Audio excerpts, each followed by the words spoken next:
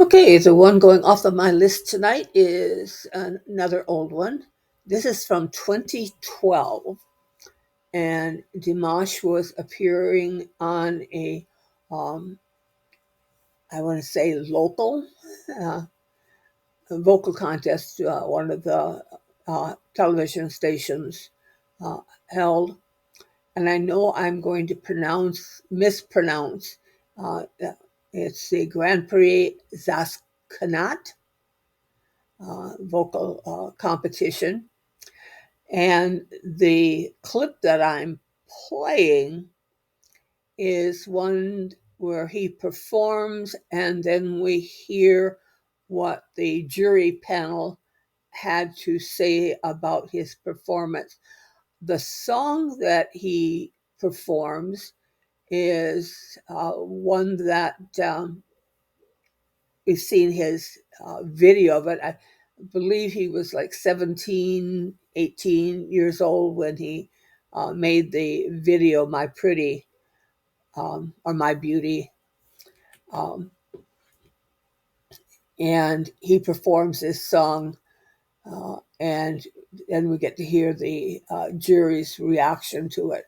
So let's get going.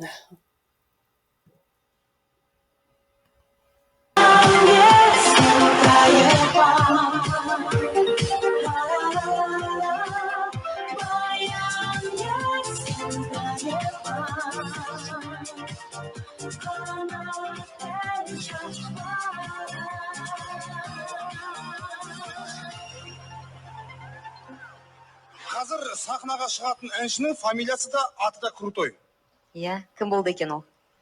Мысалы, аты Дінмұхамед, қысқаша Димаш, фамилиясы Кудайбергенов. Қанат, Айткүл, Ерболат Кудайбергеновтерге қатысы бар ма? Жоқ, оларға қатысы жоқ. Бірақ ол елімізге белгілі Қанат пен Света Айтбаевтардың ұлы. Сахнада Димаш Кудайбергенов, қарсы алыңыздар.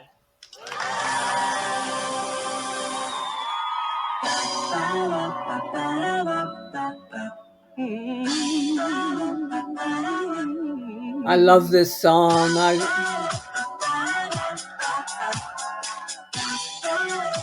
The 2012 look of Dimash.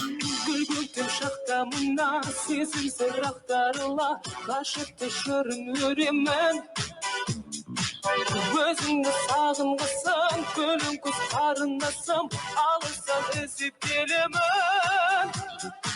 Жанарыма нұр тұнып, бар бейнеге құл құрып, әлемге қашап кенемін. Риясыз ізгі арманым, даланың қызғалдағын, бір саған арнап беремін. Гүли көкемін, жүрегімде сенің жүргенің. Қуанышым астағаным сен, желбіреткен сезім жүргенің. Гүли көкемін, жүрегімде сенің жүргенің. Қуанышым астағаным сен, желбіреткен сезім жүргенің.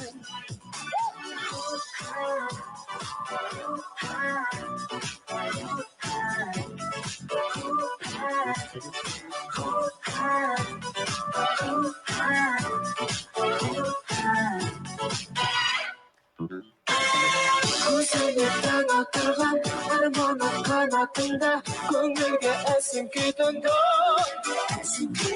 Жарайлы нұр сәттемен, азыға қалса келіп, әдемі соңғыр күлгімді.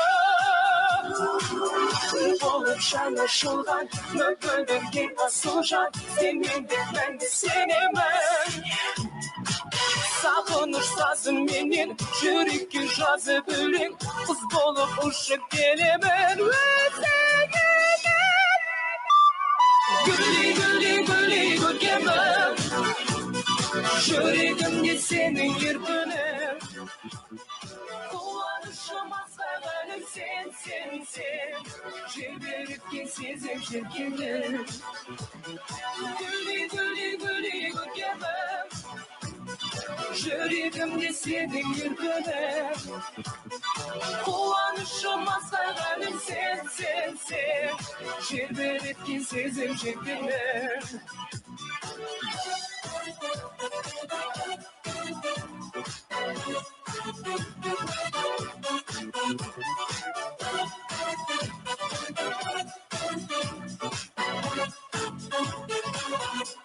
Gülü gülü gülü gülü.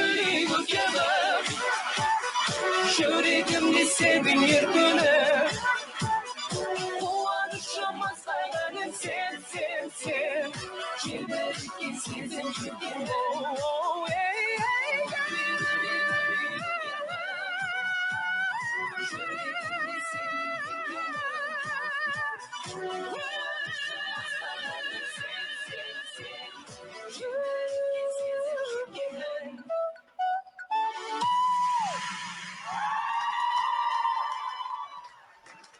Димаш Кудайбергенов. Үлкен рахмет. Рахмет көп. Болашақта әкең шешең сияқты өзіңнің бір жақсы, әдемі халықтың алдына шығып, осы халықты қуандыратын әндерің көп болады деп ойлаймын. Үлкен рахмет. Жұлдызың жана берсін. Рахмет. Ну, вот песня, она мне сразу понравилась. Можно сказать, что будет хитом, но неправильно был использован голос, да? Все твои данные ты воткнул в одну скромную песню. Можно было бы обойтись и без микста. Микс — это высокий голос, да, то, что вы слышали. Вот именно в этой песне можно было бы обойтись без этого. Султана права. Мне не понравилось вот это, знаете, где невеста, вот бывает же, когда невеста в Запорожце, где вот, что лучше здесь, невеста или Запорожец, зачем после второго куплета, зачем вы наверх полезли, вообще не нужно этого делать. Это есть моменты, да, когда вот, ну, как исполнитель Витас, да, в тему там что-то сделал, да, нормально. А вот здесь вот в этой песне вообще не обязательно показывать свои вокальные данные. Вообще не нужно показывать их все время в каждой песне. Мы прекрасно знаем, кто вы. Конечно, когда вы подаете заявки, мы знаем, на что вы способны. Не нужно перед нами это показывать вовсе, да. Песня мне не понравилась, это немного было безвкусно, на мой взгляд. Спасибо. Рахмет. Ринат Зайытов. Әнің бірінші рет естіп отырмын. Өтірік айтпай ақ қояйын. Мен енді андай вокал жағын білмеймін, мына жағын айтып жатыр ғой, анау артық болды, мынау былай болды. Өзім сен сияқты әншілерді көрсем қорқам, шыны керек. Бұрын қуанатын едік, мә Витас сияқты әншілер пайда болды деп. Қазір бәрі шыңқылдай бастады. Осы бір еркекше дауысы өмір қылайын езіппен біздің эстрада бітіп қала ма деп ойлаймын кейде мен. Біреу шыңғыртып жатыр ма деп қорқасың ғой. Иә. Жарайсың, баса бер, осы бетте. Енді қазіргі беретін бағаға сен көңілің түспей ақ қойсын. Мен 8 беремін, ашығын айтайын, себебі әнді бірінші рет тыңдап отырмын. Әрине, үлкен рахмет. Сөз әдемі. Сөз әдемі. Оның ешқандай несі жоқ. Әңгіме, жаңа айтып отырмыз ғой, біз баға берген кезде бәрібір көпшілікпен санасамыз. Бәрібір санасамыз. Ұры соқ бәрібір санасамыз. Бірақ сөзі, жаңа мен құлағым шалып қойған жерде өзі бір-екі жерден білінеді өзі. Қай жер дұрыс екенін, қай жер бұрыс екенін. Ал енді 9-8. Рахмет үлкен. Көп рахмет сіздерге. Ал енді сарапшылар не дейді екен, Нағи Қалтайұлы? Өзің енді тырысып бағып жатсың, барынша айтып жатыр, дауысыңды көрсеткің келіп жатыр. Енді мен айтсам, шынын айтсам, сәл басқалау стильде өлең айту керек сияқты жалпы. Енді өзіңде мүмкіншіліктерің бар, бірақ соны басқа қырынан болса, алдағы уақытта үлкен бір сәттілікке, табысқа жетуге сізде мүмкіншілік бар деп ойлаймын. Маған ән ұнады, жасырмайым, ұнады. Неге ырғаққа келетін ән. Енді жеке өз басың бұлай айтады болса, түсініп тұрмын қобалжып тұрғаның. Микрофон егіңе қойдың, шашың жөндейсің дейтіп. Байқалып тұр. Бұл сахна мәдениеті болады. Ана егінен ал микрофон, жаңағын айтып тұрмын. Сахна мәдениеті. Тұрғаннан кейін әдемі, сен әншісің ғой.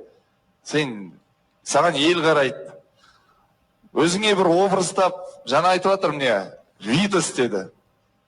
Неге қазақтың өзінің бір Витасы болмасқа? Болсын? Ринат, сіз бағана жанармайға 9 қойдыңыз, е? Мына өлеңге неге 8 қойдыңыз? Жанармайдың сөзіне қатты қадалып едіңіз. Шында да ол сөз нашар болатын. Жоқ, мен айтып отырмын ғой, мен бағам мысалда, мен егер жанармайға таза сөзіне баға қоятын болсам, 6 қоятын едім. Мына жерде мыңдаған адамдардың сол әнді тыңдап жүргенін мен санасам.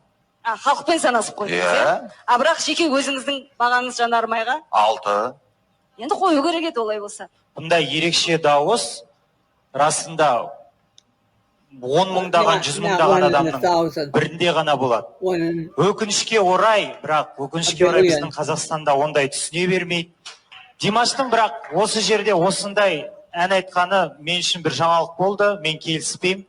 Саған классикалық бағытта Витас секілді, егерде коммерциялық жағын ойласаң, себебі осындай әншілер неге опера жаңағы тастап, осындай эстрадаға келгісі келеді, себебі барлығына қаражат келеді. Димаш абсолютно гармонично смотрится на эстраде. Оставайтесь здесь. Не надо вам в классику, нечего там делать.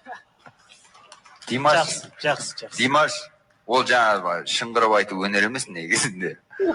Өзің әдемі айтып тұрсың ғой. Сөйтіп айта бер. Ол шыңғырып егер бар Біреу шыңғыр дейді, біреу шыңғырма дейді. Не істесін солай айтып жүріңіздерші? Мен шыңғыр деп айтып тұрған жоқпын. Бұл ерекше дауыс деп отырмын. Құрметті көрермендер, Димаш Құдайбергеновтің осы әні хит болсын десеңіздер, экранда көрсетілген нөмірді теріп, Димашқа дауыс беріңіздер. Димаш сіздердің дауыстарыңызды күтеді.